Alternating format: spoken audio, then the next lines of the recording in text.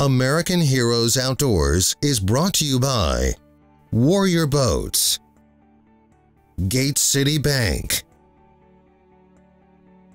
Marcus Theaters, Woodland Resort, and Concordia College Moorhead.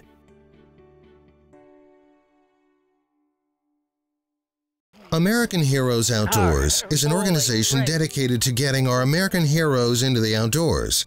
Through the hard work of our volunteers and the donations of our sponsors, we are able to accomplish our dream of thanking our military veterans, emergency responders, and law enforcement personnel through the therapeutic attributes of outdoor recreation.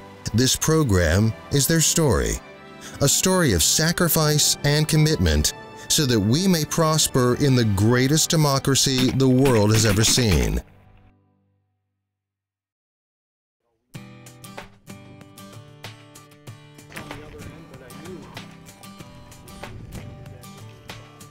Hi, my name is David Morse, and I'd like to welcome you to American Heroes Outdoors. This week on American Heroes Outdoors, we travel down to Central South Dakota to a good friend's farm. You'll get to witness firsthand the camaraderie and the fellowship that develops in the outdoors for these true American heroes. My name is Becky Hofer. We've had this farm for 125 years in our family, actually longer, but it was deeded to us in 1885. So we've had it for 125 years, and about 2 years ago, we decided to put the ground back into production, take the ground out of CRP, and quit doing the commercial hunting and keep the ground just for family and friends. A lot of these guys have been through a lot, whether it's physical or emotional or things that you can't see. They've been through things after serving, and I've made 3 or 4 really good friends out of doing this. And knowing that we can get together once or twice a year to hunt, whether it's a wounded warrior hunt or we've started doing hunts that aren't specifically for wounded warriors, but just hunts out here that kind of reunion hunts for all of us to be able to get together.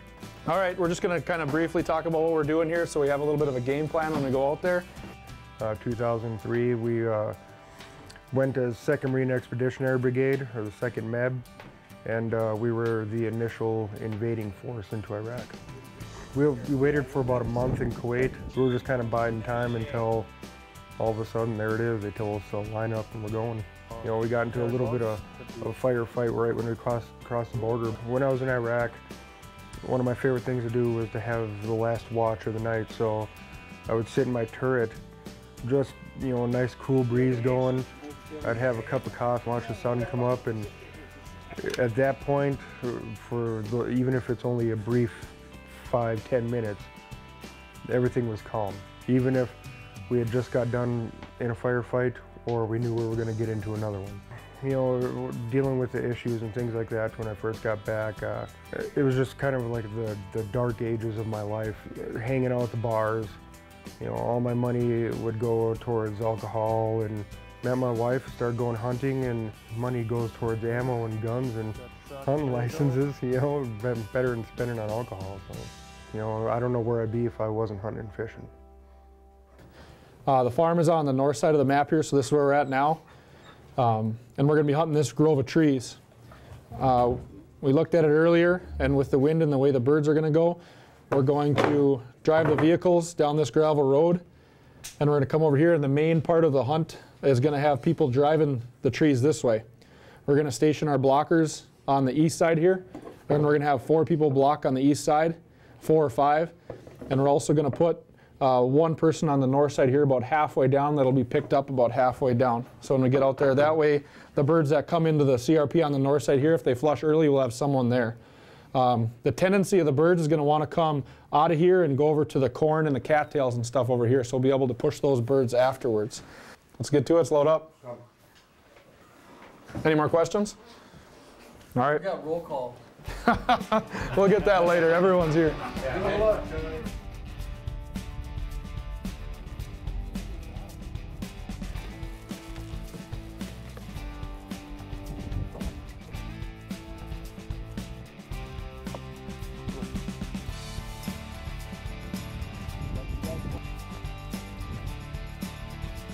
Johnny.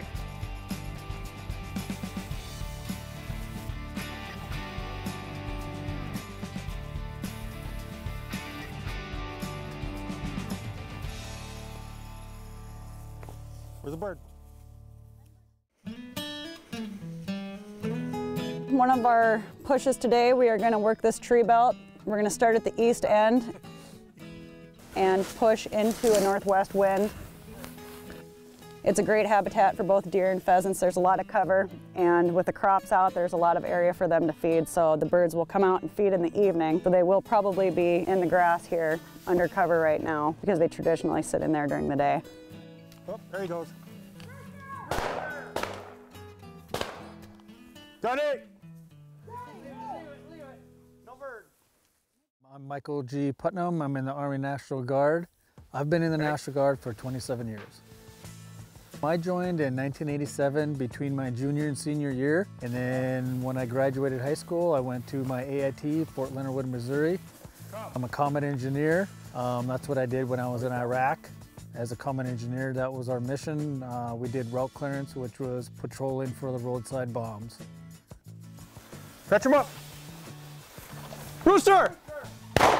Nice! Nice!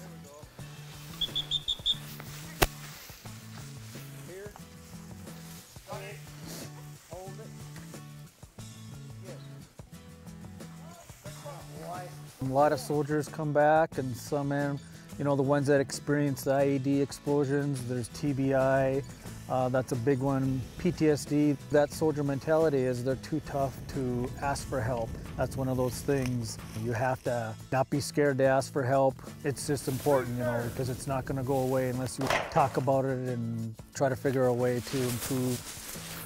Hey! Just being around people that have been in the same boat that you've been in, and, you know, you get a chance to find out how tough you think you had it. There's always somebody that had it a little bit worse.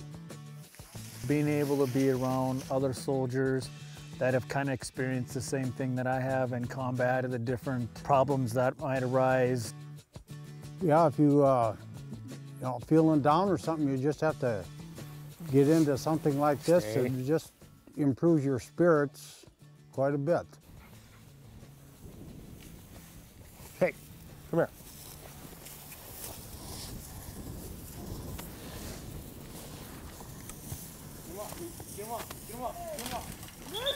Rooster! Good boy, Coop. Good boy.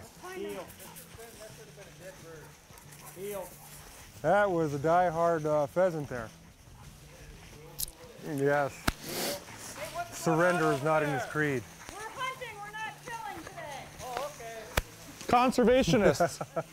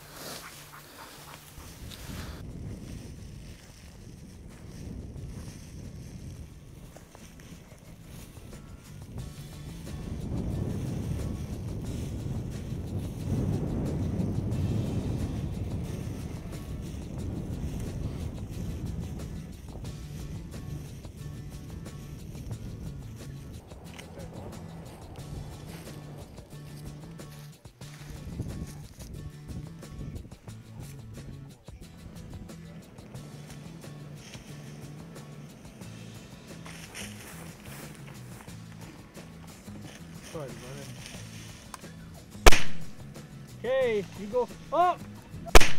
They're everywhere. Want to find out more about American Heroes Outdoors? Do you like to play trivia?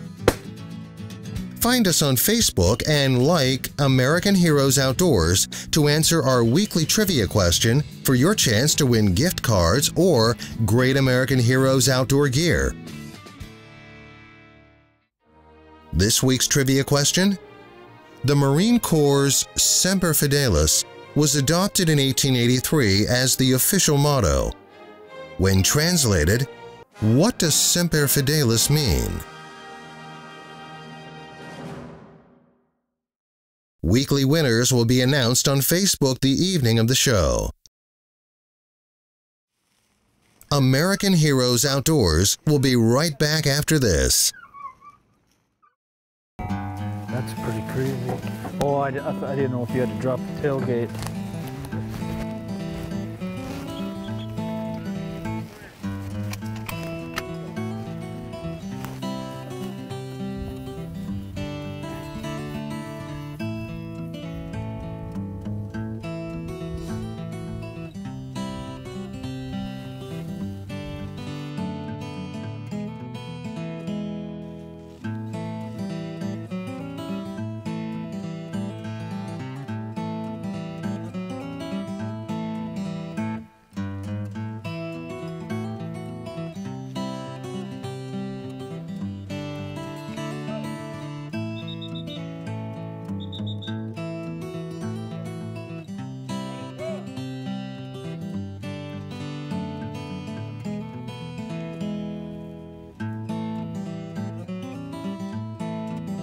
My name is Jason Bankston, United States Navy active duty. I'm originally from Paso Robles, California. I served on active duty from 1989 through 1998. My first tour, I was a nuclear weapons technician aboard the nuclear carrier Nimitz. I did airdrop nuclear ordnance, conventional ordnance, shipboard police, 50 cal gunner, explosive ordnance disposal. After serving in Desert Storm, Desert Shield, I developed a series of medical conditions due to my exposure to ionizing radiation and chemical warfare agents that I got discharged. I'm 80% disabled through the VA now. And when I moved to North Dakota, kind of restarting life, I got married, had my first child, and all the guys at work, it's like, you really got to try hunting. I grew up fishing on a private lake in California, but never really hunted. So I gave it a try, and I pretty much got addicted to bow hunting and rifle hunting, but I never got into the bird hunting. Family is huge, it's everything. When I moved to North Dakota, I'd been married for 5 days, and then I came out here to start TSA, and my wife of 5 days stayed back for 3 months in San Diego packing up the house. Then I flew back, and then we drove out here. I have no family other than my wife and 2 kids in North Dakota. My family's in California, her family's in Memphis, Tennessee, and we wanted to really start fresh without having anybody we could run to if something went bad. And we've been there 12 and a half years now. I got an 11-year-old and a 13-month-old, and I love it. And while you're over there, I mean, you're seeing things that a normal person should never have to see, and those memories sit in the back of your mind forever. It never goes away. There's not a lot of programs where people can just walk in and just say, hey, I just got blown up, watched people die, how do I deal with this? And the adage is when you're military, it's man up and move on. But it gets to a point, and for me, it got to a point where it affected my family. My wife and I were borderline divorce. My kids were afraid of me, you know, and I started having the suicidal thoughts myself. Excuse me if I tear up here. I don't like to cry, but she's telling me I have to let it out because I've held everything in for so long now. I've been out since '98, and here it is 2014, and I'm finally starting to let it out because I can't live with it anymore.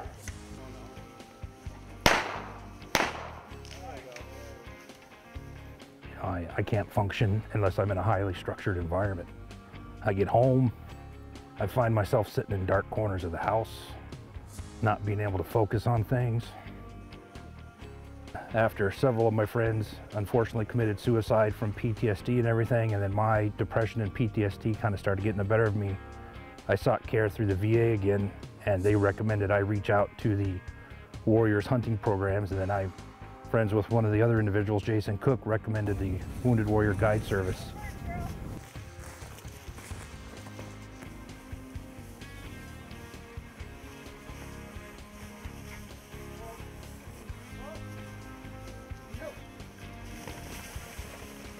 Come on your side, bud. Ready?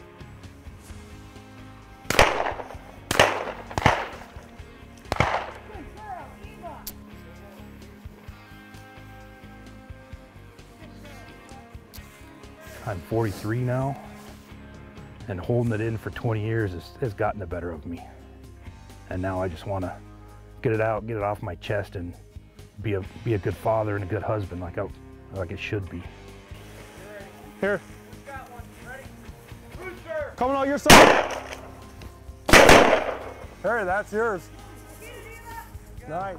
It took a lot for me to ask for the help, but once I started asking for the help and people started responding back, Doesn't matter. Got to break this jacket in sometime. let's go. Let's get this working on this. And it's just huge. It's like the weight's just lifted off your shoulders. Awesome, good job, man. Congrats. There you go, first bird in the bag. And it's really important to be able to get that off your chest, especially with people that have shared some of these same experiences.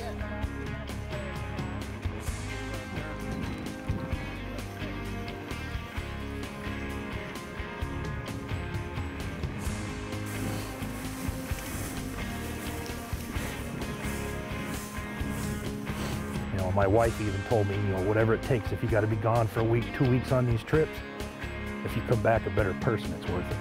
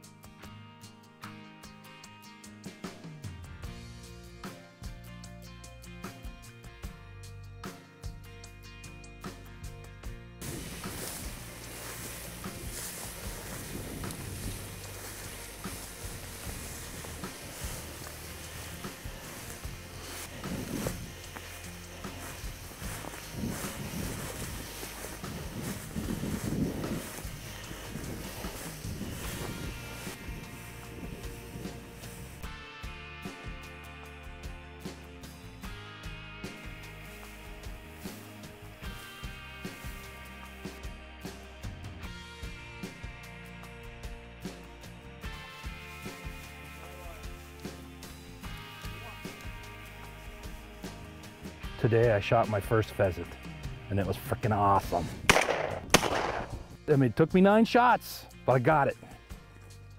And I've never bird hunted, so I didn't know about leading or anything. So here I am just, you know, popping shots thinking I'm gonna hit them. Out of frustration, I started asking, what am I doing wrong? And they're like, you know, start aiming to the front of the bird. Start aiming to the front of the bird. And next thing you know, one pops up, single shot, dropped it.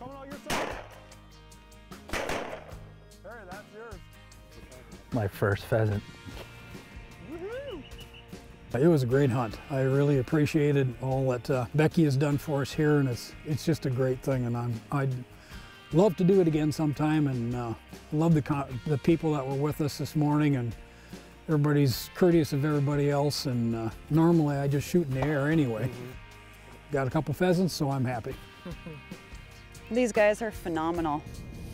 To watch them be able to find those shared experiences or common ground.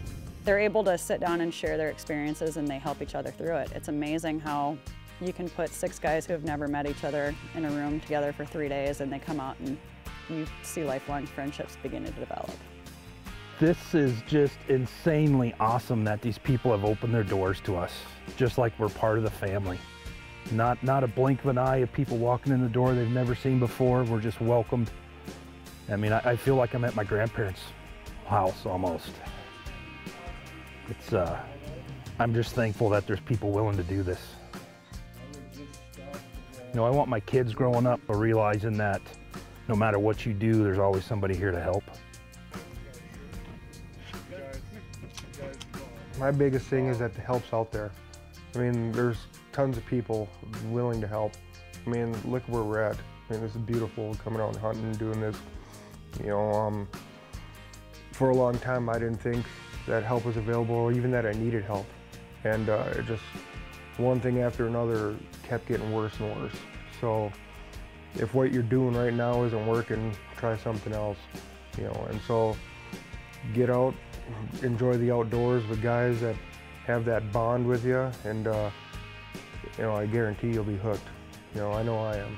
And so I know I'm a better husband and a father because of this stuff, because I get to go out and let off my steam, get to enjoy the great outdoors, still get to go home and you know, with all that left out there and relaxation, you can go home and be a good dad. And so my biggest thing for anybody out there is seek help if you need it. And there's tons of people out there that want to help you out.